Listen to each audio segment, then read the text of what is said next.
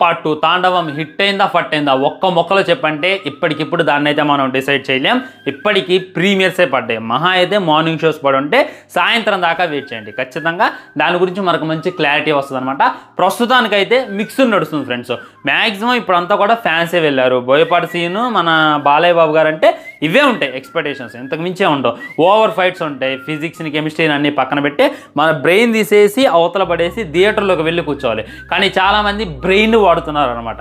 అఖండ సినిమాకి వెళ్ళి మీరు బ్రెయిన్, బోయపాటి సీను బాలకృష్ణ గారి సినిమాకి వెళ్ళి మీరు బ్రెయిన్ వాడుతున్నారు, మీరు లాజిక్స్ ఎత్తుకుతున్నారంటే మీకు వాళ్ళ సక్సెస్ ఫార్ములా తెలియనట్టుంది.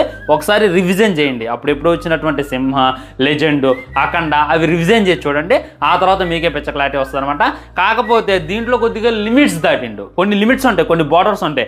ఆ బార్డర్స్ అన్ని క్రాస్ చేసి నెక్స్ట్ లెవెల్ ఒక అవెంజర్స్ పనికిరాదు, ఒక మార్వెల్ పనికిరాదు, ఒక డీసీ పనికిరాదు అనేటటువంటి రేంజ్లో దింపగలిగిండు.